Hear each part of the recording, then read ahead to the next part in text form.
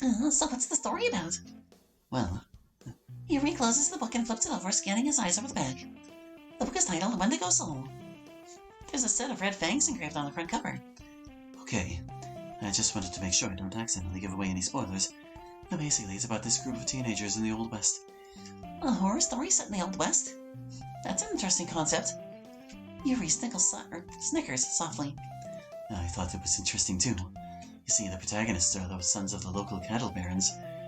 Each goes through some form of horrific abuse at home, but things get strange when suddenly people from the town become infected with a strange virus that transforms them into large, ferocious creatures that feed on their own family members. As the story goes on, the friendships of the protagonists start to weaken as they each fall prey to the creatures of the virus. Things only get worse when the townspeople place the blame on a mysterious girl who lives in the woods with a pack of wolves. They accuse her of being a witch and intend to burn her alive, but she's really a... Oh, that might be a bit of a spoiler. But anyway, I'm really into it. The book, I mean. Not the thing about burning the girl alive. That actually sounds kind of cool. Are you into that kind of thing, Hallie? Well, I love scary video games. I'm sure a spooky book would keep my attention. I'm glad to hear that. Nothing quite keeps my attention like a spine-tingling story. I keep forgetting Yuuri is the macabre stuff. Though I can't say I'm surprised, since it seems to fit his personality. See, stories like this challenge you to look at life from a whole new perspective. When horrible things happen, people are quick to point the finger at the outcast. Because outsiders should never be trusted and will just ruin everything anyway. Did that leave the history too? Just stay where you belong. I'm not rambling, am I? Apologies. That's okay, Yuuri. I haven't lost interest or anything. That's good. But I think I should warn you that I have this problem when I let things like books and writing fill my thoughts. Too fast. I tend to get a bit overzealous. So if I end up acting strange or if I talk too much, please feel free to tell me. Don't sweat it. It just means you're passionate about your reading. This is a literature club after all.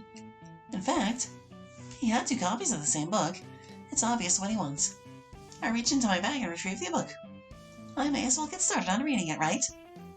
Yes, is what he said. For a blink there. I mean, only if you want to, that is. Of course I want to. In fact, why don't we read it together? Can I sit here? I slide into the seat next to him. Please do. His calm demeanor seems to be slowly intensifying. I'm not used to reading in company with others, or someone. This promises to be a very delightful experience. He seems quite excited to get started. Well, I'm not exactly used to it either. So let me know if I end up distracting you, okay? I'm sure I'll be able to control myself. I open the book and start the prologue. I soon understand what Yuuri meant by reading in company, or means by reading in company. It is as if I can feel his presence over my shoulder as I read. I suddenly see Yuuri in the corner of my eye. I realize he's not actually reading from his own book.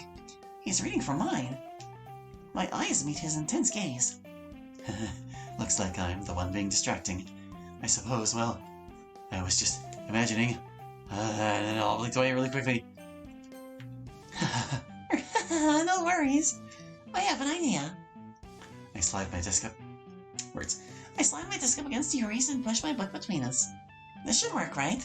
A very clever solution indeed. Yuuri immediately closes his copy and hastily places it in his bag. Once we each lean in a little bit, I realize that he's a bit too big for me to see over. His broad shoulders seem to be blocking me out. This is going to take a little extra thought. I slide my leg under me and prop myself up on my knee, then lean over and rest myself on my elbows. I can see the book now. I just have to make sure I don't lean forward anymore, or my chest will be pressed against his arm. Are you sure you're comfortable like that? I'll be fine. You don't mind holding the book, right? Not at all.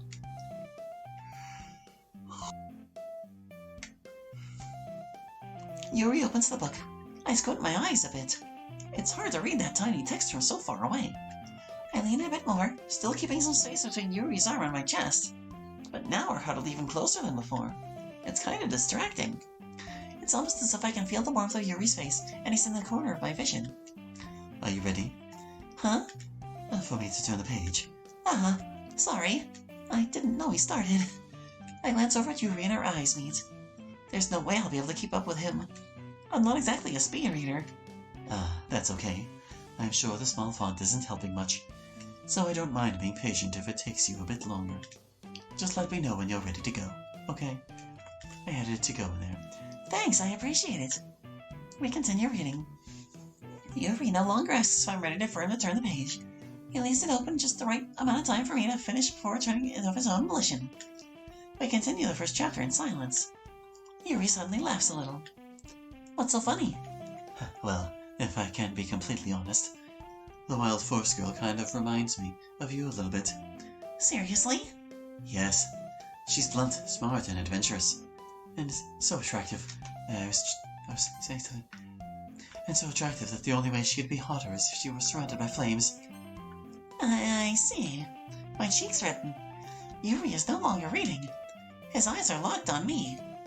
I can feel his leg rapidly bobbing up and down, impatiently under the desk. It said bobbing, but I read it as bobbing. Come to think of it, he has been a little fidgety since we started. Yuuri, are you alright? It's just your face is kind of red. Also, your leg is shaking. And your breathing is a little... My breathing? Yuuri places his hand on his chest as if to feel his heartbeat. Oh dear. Well, it seems I am a bit excited, aren't I? I'm fine, don't worry. I just need a little walk and some water. Excuse me. Yuuri stands up, taking care to deliberately keep his back towards me, and hustles out of the room. That was weird. I guess when you gotta go, you gotta go. Hallie, what was that about? I don't know. Yuuri was acting a little strange, I guess. You guess?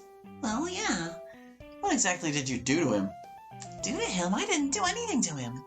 Why would you assume I did something? Are you blind? The guy was harder than advanced calculus just now. Gah! I swear we didn't. Oh, calm down. I really don't care. Yuuri is horny 24/7. So this is nothing to be alarmed about. If you say so. Yeah. But anyway, why don't we share poems now? Shouldn't we wait for Yuuri? Don't worry, it won't take him long to blow his load. We'll all still be sharing by the time he gets back. Might as well get started. Alright. I was just asking. Or stand up. I'd make a mental note of where I left off in the book and slip it back into my bag. I guess we'll show it to Natsuko first since we're on his route. Yeah, words. This one's pretty good. Really? Yep, it's a lot like yesterday's actually, and that one was good too. Well, I guess I should try something a little different next time. Fair enough, you're still new to this, so I expect you to try different things. I mean, everyone in the club writes really differently from each other. Maybe you'll find a little influence from all of us. For instance, I noticed that you were spending some time with Yuuri today. Not that I care who you spend your time with. So it would have been nice of you to give me a heads up that you were gonna ditch me to read with him. Still, have a look at my poem. You'll probably be able to learn something from it. It's a big old blood splatter. I look around frantically. Once again, I find myself standing alone in the room. Guys, statement not question. Where'd you go? This isn't funny. I swear if you jump scare me again.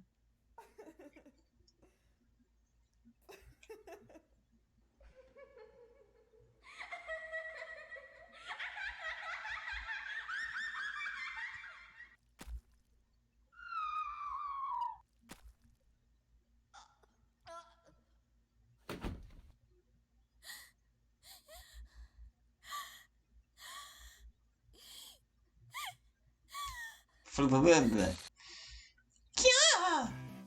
Christ! What is with you? If you don't like my manga or my poems, just say it, don't scream it. I think I get it. The message in this poem is, don't be a jerk and judge someone for their weird hobbies. Am I right? Don't even pretend like you didn't just freak out a second ago. What is your problem? If you don't want to hang around me or because you want to spend all your time with Yuuri, just say so instead of acting like a crazy person. I reach out and grab Natsuko by his tie and jerk him closer. Look, this has nothing to do with whether or not I want to spend time with you or Yuuri.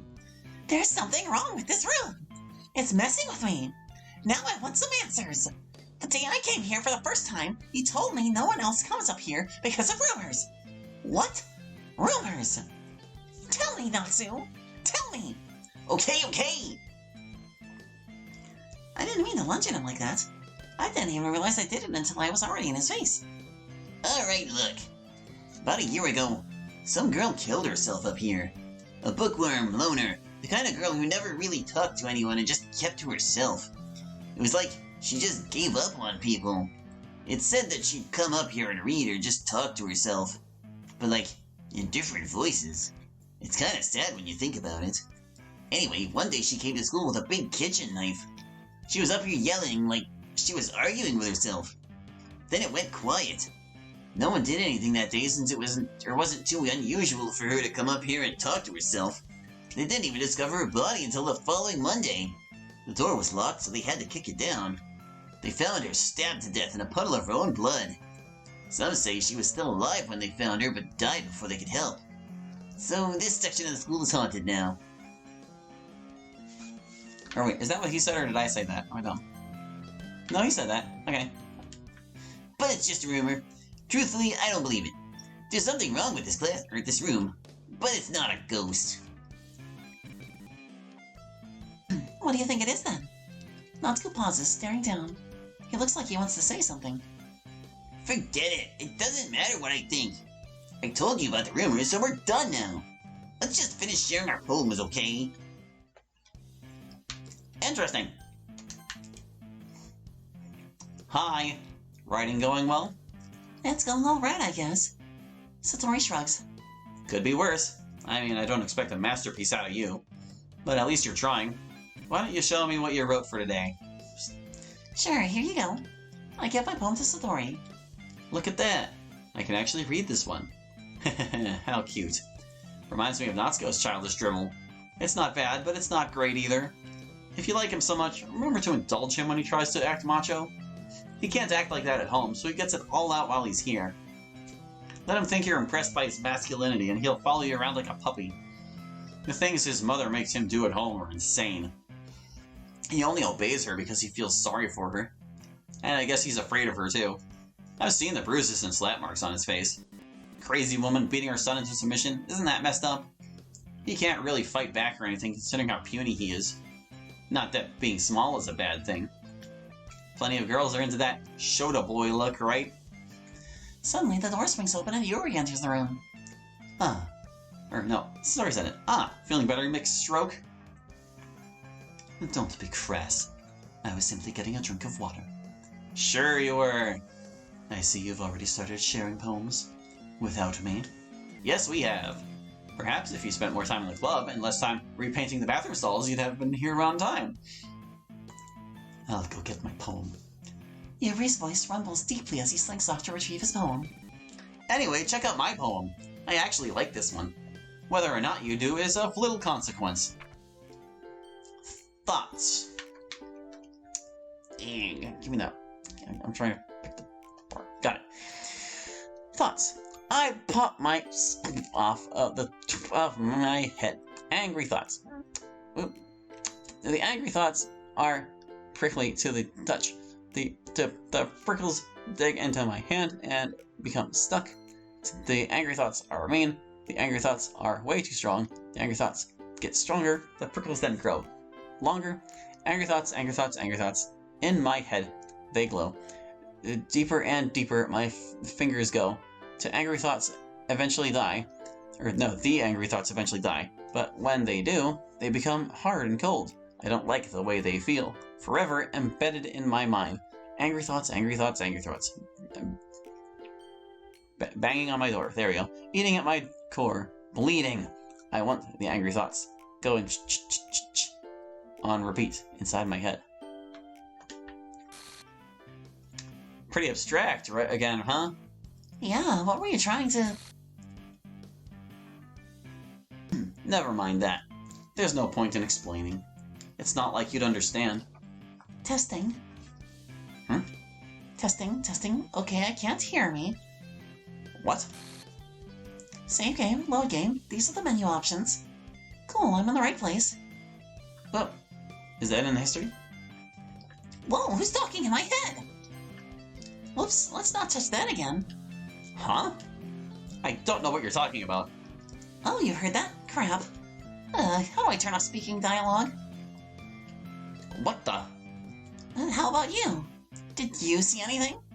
Tell me if you saw that. Let me just... where's that stupid pop-up box thing? Here we go. Just hit OK, okay? Okay. It's at rewinding. Just forget it, that didn't happen. Pretty abstract again, huh? Yeah, what were you trying to... Never mind that. There's no point in explaining. It's not like you can understand. Anyway, we're done. Good job improving your handwriting. Make sure to keep that up. Thanks. Yuuri! Check out our poem, bro. I can't tell you how excited I am for this. Let's see what you've written for today. Yuuri closes his eyes and gently inhales. Intoxicating. That is, the poem turned out good. Well, there are some things that you could work on, but that doesn't really matter. I cherish anything written by your hand. Thanks, Yuuri. That's nice to hear from someone with your experience. I didn't mean for it to come out as awkward as it did, so thank you for not making it weird. Here's the poem I wrote. I hope you like it. Socket. Do I have the bar? Making sure I got it. Okay. A ball joint, clasped in a socket, rubbing. Sacrum? Sacrum? Whispering voices, rising sea, 7 snarling beasts, a parked car, a gateway into a dream, a strand of yarn wrapped around a chain, a ripped shirt, hysterical laughter, a shrinking world, life sustained by broken clocks, existence of nothing, floating in the open sky, plummeting, a confession written in lies, a confession written in venom, controlled by broken clocks, a blade disconnecting all lies, a kaleidoscope of snarling beasts, sensual moans, erupting sea, evil disproving the existence of good, a ball joint rotating in its socket, 40 voices screaming across time, a scream that echoes once for every rotation of the planet, a voice that screams every time a broken clock ticks every second time, a sacrum of snarling beasts changed to the existence of a parked car in a dream, a kaleidoscope of time written in lies, a broken clock connecting a sea of venom and whispering voices in all directions, broken voices, broken sacrum, broken car, broken gateway, broken venom, broken lies, broken snarling beasts, broken confession, broken clocks, broken screams, broken sea, broken socket, broken existence. It doesn't really matter what it's about. My mind has been a bit hyperactive lately, so I had to take it out on your pen.